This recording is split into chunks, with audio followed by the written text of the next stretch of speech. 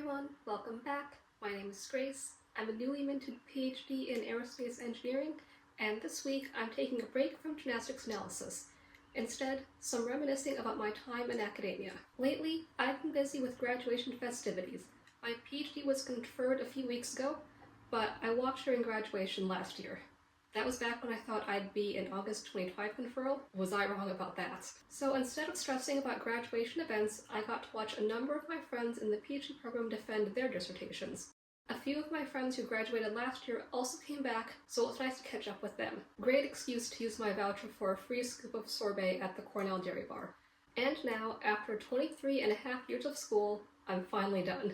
So now seems like a good time to do a retrospective on my time in academia. So here's part one of that on the value of a liberal arts education.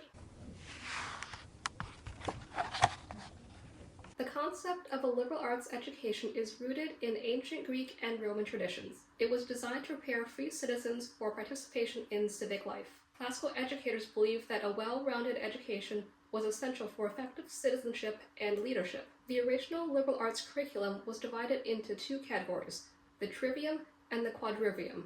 The trivium consists of grammar, rhetoric, and logic, all of which relate to communication and reasoning. Grammar covers language, reasoning, and written communication. Rhetoric covers persuasive speaking and effective communication. Logic covers reasoning, argumentation, and critical analysis. The quadrivium consists of arithmetic, geometry, music, and astronomy. Arithmetic covers the study of numbers and mathematical relationships. Geometry covers shapes, space, and measurement. Music covers harmonies, ratios, and proportions. And astronomy covers the movement of celestial bodies through space and time. In other words, pure math, spatial math, math of harmony and relationships, and math of the heavens. European universities adopted this framework during the Middle Ages. Under this new iteration, a liberal arts education still emphasized intellectual development over vocational training.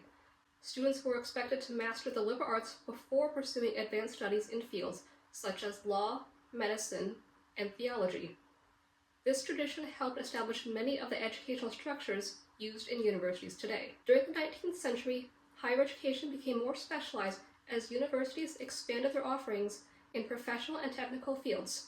Research universities emerged as important centers of knowledge, and the liberal arts tradition adapted to coexist with specialized professional disciplines such as engineering, business, and architecture. Today, a liberal arts education emphasizes broad exposure to multiple fields of knowledge while also allowing students to gain depth in a chosen major. Modern liberal arts curricula are typically organized around three broad areas: the arts and humanities, the social sciences, and the natural sciences. Arts and humanities includes disciplines such as history, philosophy, literature, and languages. The social sciences include economics, political science, psychology, and sociology. The natural sciences include biology, chemistry, physics, and math. Students are expected to make connections across these disciplines in order to develop critical thinking, communication skills, and a broader understanding of the world around them.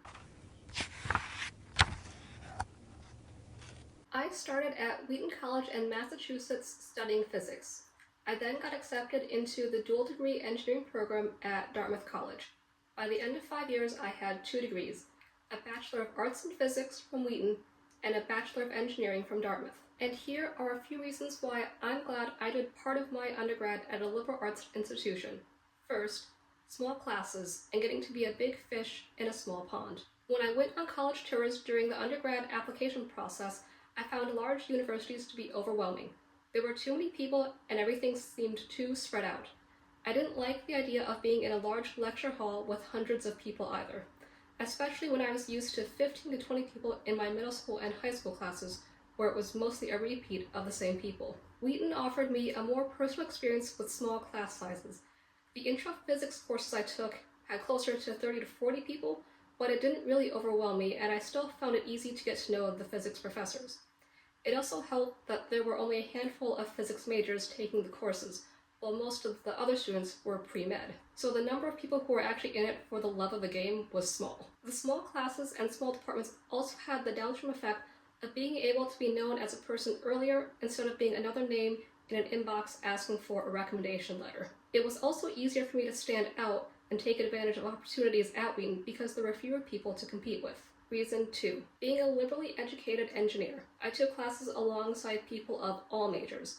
Unlike large universities that will offer specialized math and computer science classes for engineers, Wheaton only taught math classes in the math department and computer science classes in the computer science department. Liberal arts colleges have graduation requirements for depth, which is your major, and breadth.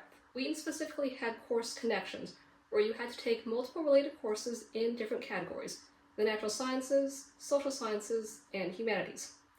One connection I took was on macroeconomics and calculus, which were paired together because macro provides a real-world application of derivatives. My other connection was in computer science and logic, which emphasized the link between formalized reasoning and syntax. I like that I was able to study the underlying math and science and apply to engineering.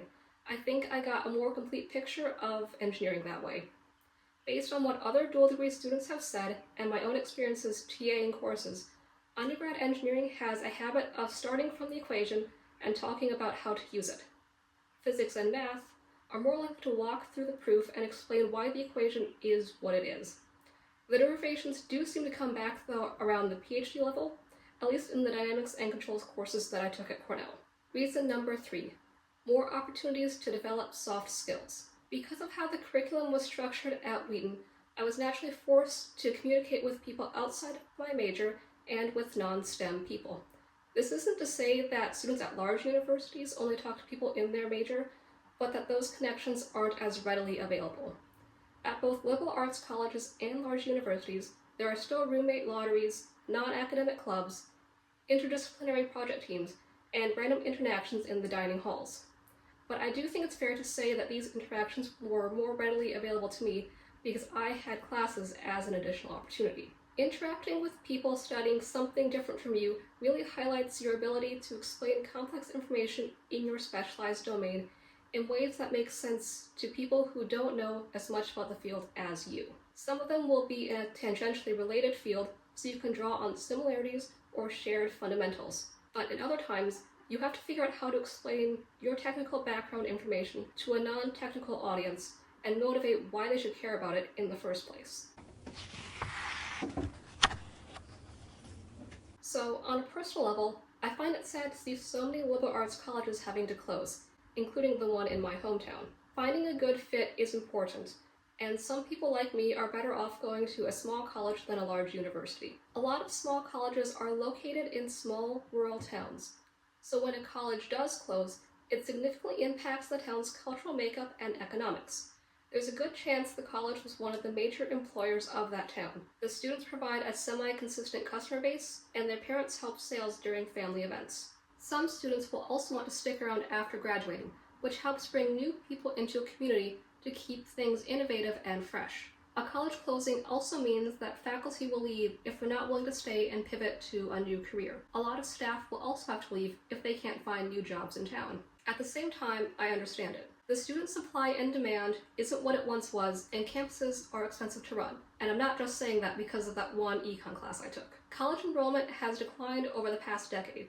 Tuition costs are rising, and that translates to higher student loan debt. This is all happening while the entry-level job market is getting more and more competitive due to hiring freezes, a broader slowdown in hiring, and AI tool integration. Data from the U.S. Census Bureau and the U.S. Bureau of Labor Statistics has current unemployment rates for recent college graduates sitting around 5.5 to 5.8%.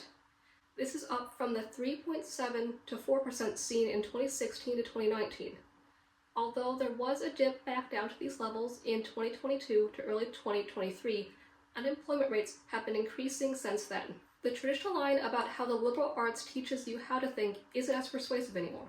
Students want to know their degrees, and student loans will result in a reliable return on investment with a short time horizon.